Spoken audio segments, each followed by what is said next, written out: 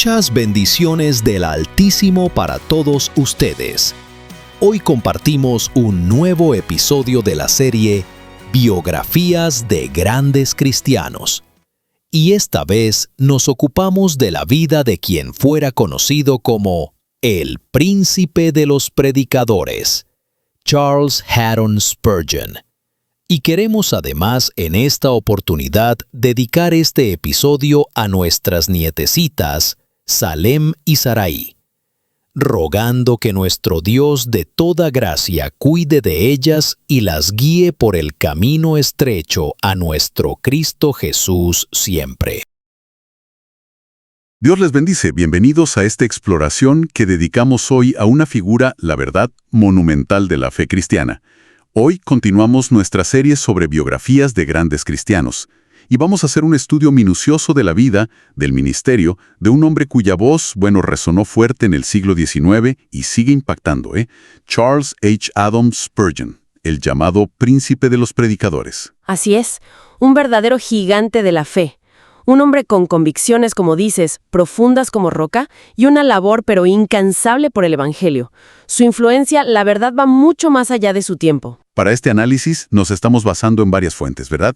Tenemos extractos de biografías, artículos, reflexiones de ministerios como Crossway, Desiring God, todos enfocados en entender mejor a este hombre tan particular. Claro, y la meta no es solo contar su vida, no. Queremos extraer lecciones que sigan vivas hoy, su fe inquebrantable, esa dependencia tan increíble de Dios en la oración, cómo manejó la adversidad, que la tuvo, y, el legado que dejó, todo visto desde nuestra perspectiva como creyentes. Precisamente, buscamos entender qué hizo a Spurgeon tan, espiritualmente efectivo, y cómo su ejemplo, con sus luces y también sus sombras, puede seguir desafiando e inspirando a los cristianos hoy. Muy bien, pues empecemos este recorrido. La historia de Spurgeon, fíjate, empieza con una herencia de fe, pero también marcada por la persecución. Su familia, por ejemplo, tenía raíces en los Países Bajos y tuvieron que huir. Esto fue durante las persecuciones de Felipe II contra los protestantes.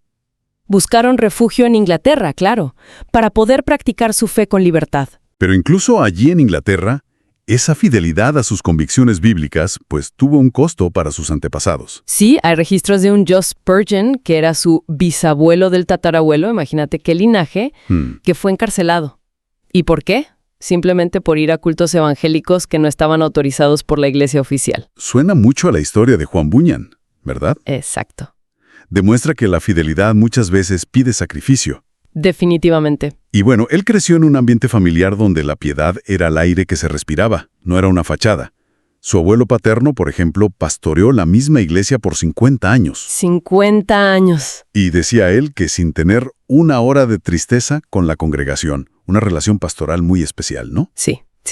Y su propio padre, Santiago Spurgeon, también fue un pastor muy respetado, muy querido. La devoción era central en esa casa. Y desde muy niño, el pequeño Charles mostró una inclinación, poco común hacia lo espiritual.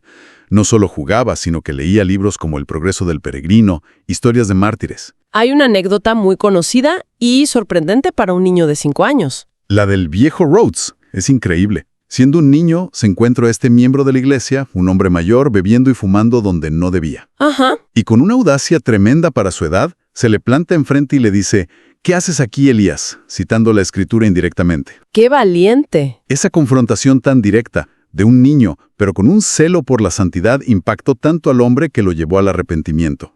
Es como una ventanita temprana a esa pasión por la verdad que lo marcó siempre. Sin embargo, y esto es importante recalcarlo, a pesar de esa crianza tan buena, la conversión de Spurgeon no fue algo automático ni fácil. Para nada. Profunda convicción de pecado.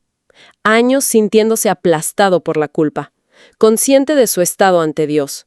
Llegó a desesperar, sintió que no había esperanza para él. Esa lucha interna se puso crítica como a los 15 años. Ese deseo de salvación se volvió una agonía. Pasó unos 6 meses orando sin parar, buscando alivio, perdón. Y es ahí, en ese punto de necesidad extrema, donde interviene lo que llamamos la providencia divina, de una manera casi cinematográfica. Totalmente.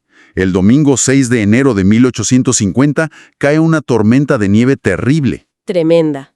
Spurgeon no puede llegar a su iglesia. Busca refugio y entra en una capilla metodista chiquita, primitiva. Y resulta que el pastor de esa capilla tampoco pudo llegar por el clima. Nadie llegaba. Nadie. Entonces, en esa situación tan inesperada, se levanta un hombre muy sencillo. Dicen que zapatero, sastre, algo así, sin formación teológica, sin experiencia predicando. Y este hombre improvisado elige un texto, Isaías 45:22. ¿Qué dice?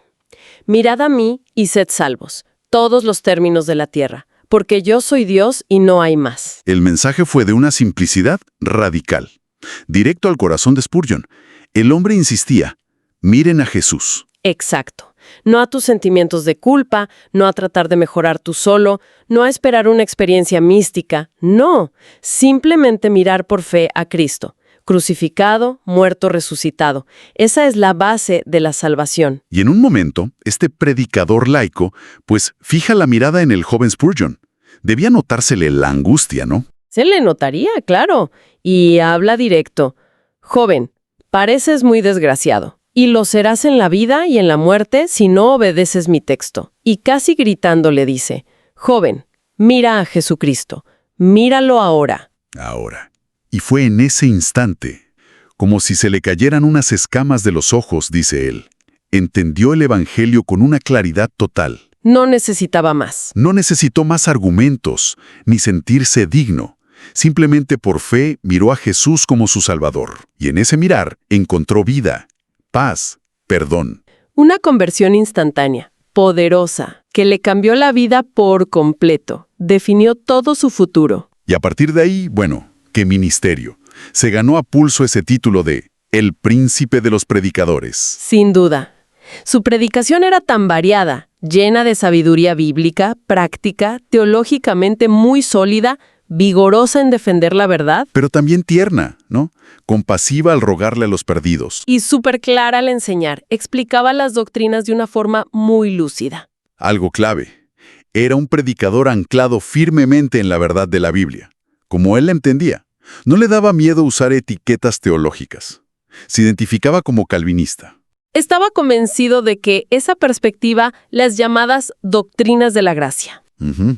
Que básicamente enfatizan la soberanía de Dios en la salvación, desde la elección hasta la perseverancia final. Él creía que esa visión era la que más honraba a Cristo. Y decía que era crucial para mantener a los hombres firmes en la verdad vital del Evangelio.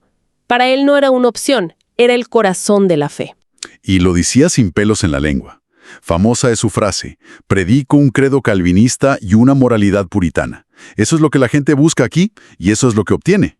No buscaba agradar oídos, sino proclamar la verdad de Dios. Ahora tenemos que hablar de su ritmo de trabajo, porque era algo impresionante. Su capacidad para manejar tantas cosas a la vez. Era sobrehumana casi. Supervisaba un orfanato grande, pastoreaba activamente una iglesia que llegó a tener más de 4,000 miembros. En el siglo XIX. Imagínate eso. Revisaba y editaba sus propios sermones para publicarlos cada semana. Dirigía la revista The Sword and the Trowel, que era muy influyente. Y respondía personalmente un promedio de 500 cartas a la semana. 500. Es difícil de creer hoy en día, ¿verdad? Con todo y correo electrónico. Ni pensarlo. Y además de eso, leía muchísimo. Dicen que unos 6 libros importantes por semana. ¿Y se acordaba? Y escribió más de 140 libros propios, incluyendo esa obra monumental sobre los Salmos, El Tesoro de David, que le llevó 20 años. 20 años. Y fundó o estuvo involucrado en 66 organizaciones distintas. Con razón, un contemporáneo suyo, Lord Shaftesbury, dijo que el trabajo de Spurgeon bastaría para ocupar a 50 hombres normales. Su propia exhortación a otros ministros lo dice todo. Hermanos, hagan algo, hagan algo, hagan algo. Pongámonos a trabajar y actuemos como hombres. Nada de pereza, pura diligencia apasionada, impulsada por su amor a Cristo y esa urgencia por las almas. Un verdadero motor al servicio del reino. Pero aquí es donde la historia se pone, digamos, más profunda. Sería un error pensar que todo este éxito fue un camino fácil. Para nada. Spurgeon enfrentó muchísima adversidad, mucho sufrimiento personal. Fue blanco constante de críticas, a veces muy duras, de la prensa, de otros religiosos. Sufrió calumnias, malentendidos, pero quizás lo más difícil fue su lucha interna. Así es. Más allá de lo externo, Spurgeon luchó con periodos recurrentes de una oscuridad espiritual muy profunda. Hoy lo llamaríamos depresión severa, probablemente. Y no lo escondía. Él mismo contó, con una honestidad brutal, que una vez predicó sobre las palabras de Cristo en la cruz. Dios mío, ¿por qué me has desamparado? ¡Qué texto tan difícil! Y confesó a su gente que al predicar eso, estaba describiendo su propia experiencia dolorosa, en ese momento de sentirse abandonado por Dios. Usó una imagen fuerte. Dijo que sentía el ruido de sus propias cadenas mientras trataba de predicar libertad a otros. Pero, y esto es clave, en medio de esa angustia, Spurgeon vio un propósito de Dios. Contó que al día siguiente de ese sermón tan personal, un hombre al borde del suicidio se le acercó. ¡Qué fuerte! Y le dijo, «Usted describió mis sentimientos como si hubiera estado dentro de mi alma». Como Spurgeon había estado en esa misma mazmorra oscura, pudo hablarle con autenticidad y guiarlo a la luz, a la esperanza en Cristo. ¡Qué lección tan tremenda hay! Nos enseña que Dios, en su soberanía, a menudo usa nuestras propias pruebas, nuestras debilidades, para equiparnos. Nos hace más útiles para ministrar a otros que pasan por lo mismo. Spurgeon entendió que sufrir no era señal de que Dios estaba enojado, sino parte del costo de seguir a Cristo y una herramienta para un ministerio más compasivo. Y es interesante también que, siendo tan espiritual, no descartaba lo físico. Reconocía la conexión cuerpo-alma. Sí, especialmente con la melancolía. Decía que la gracia era el remedio principal, obvio, pero también recomendaba cosas prácticas. Para la desgana por estar muy sedentario, sugería una bocanada de aire marino o una caminata vigorosa contra el viento. Eso oxigena el cuerpo, que es lo segundo mejor después de la gracia. Una visión equilibrada, ¿no? Muy equilibrada. Entonces llegamos a la pregunta del millón. ¿De dónde salía tanta fuerza espiritual? ¿Cuál era el secreto de esa perseverancia, esa productividad increíble, esa capacidad de seguir predicando con poder en medio de tanto dolor? Todas las fuentes apuntan a una respuesta principal: su vida de oración, profunda y constante. Totalmente. Así como Pablo empezó su camino cristiano orando, Spurgeon llegó a la fe después de meses de oración agónica. Y esa oración ferviente no fue solo el inicio. Fue el hábito vital que sostuvo cada día de su ministerio, el aire que respiraba espiritualmente. Los que iban al Tabernáculo Metropolitano, su iglesia en Londres, decían que sus oraciones públicas eran para muchos la parte más sublime del culto. Más que los sermones, que ya eran famosos. Imagínate. Y él siempre desviaba la atención de sí mismo. Atribuía las miles de conversiones, las bendiciones, a la intercesión constante de un grupo de unos 300 creyentes. Que se reunían abajo, ¿no? Mientras él predicaba. Exacto, en una sala debajo del auditorio principal, orando específicamente por el poder del Espíritu Santo sobre la predicación. Él la llamaba su sala de máquinas. ¡Qué imagen! La sala de máquinas, el verdadero motor. Él insistía en la necesidad de la comunión privada con Dios antes de hablar en su nombre. Decía que necesitaba recibir fuego del cielo en su tiempo personal de estudio y oración para poder dar calor espiritual a la gente. No era solo preparar el sermón intelectualmente, era dependencia total. Y eso se veía también en las convenciones anuales de oración y ayuno que organizaba, buscando avivamiento. Incluso hay relatos de sanidades físicas en respuesta a sus oraciones. Creía en un Dios que actúa. Junto a la oración, el otro pilar inseparable, la centralidad absoluta de Cristo. Absoluta. Pasaba horas estudiando la Biblia, pero no como un académico frío, sino buscando un encuentro personal con Dios en su palabra. Y el objetivo de su predicación, sobre todo de la cruz, era claro: llevar a las almas a Dios, confiando solo en el poder del Espíritu Santo para convertir y santificar. Un contemporáneo suyo, J.P. Fruit, dijo algo que lo resume bien. Cuando Spurgeon oraba, parecía que Jesús estaba de pie a su lado. Esa intimidad se notaba. ¡Qué hermoso! Y es conmovedor saber que sus últimas palabras conscientes a su esposa Susana fueron sobre el tiempo glorioso que había estado pasando en comunión con su Señor. Oración y Cristo. Los dos focos de su vida hasta el final. El impacto de este hombre de Dios fue mucho más allá de Londres, más allá de Inglaterra. Fue global en su época. Totalmente. Sus sermones se publicaban cada semana, algo muy novedoso entonces, y se traducían a muchos idiomas. Llegaban a cientos de miles de personas. Y fundó instituciones que tuvieron un impacto enorme y que, en algunos casos, siguen hasta hoy.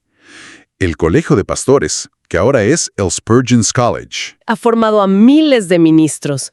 Y el orfanato, que cuidó y educó cristianamente a miles de niños sin hogar. Mencionaste también la Asociación de Colportaje. ¿Qué era eso exactamente? Ah, claro. El colportaje era un método para distribuir literatura masivamente. Básicamente, personas dedicadas, los colportaros, viajaban vendiendo o regalando Biblias, libros cristianos, folletos, a bajo costo.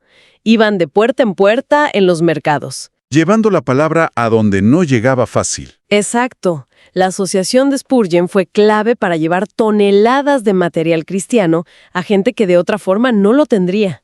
Una forma muy práctica de sembrar. Entendido. Todo esto habla de una visión amplia, una capacidad de organizar tremenda. Pero es importante entender que detrás de todo esto hubo un gran sacrificio personal. Muchísimo, tanto de Charles como de su esposa Susana, que también sufría de enfermedades crónicas. Daban generosamente todo lo que recibían, ¿no? De la venta de sermones, de donaciones. Casi todo lo reinvertían. En el orfanato, el colegio, en ayudar a pastores pobres, a viudas, a huérfanos.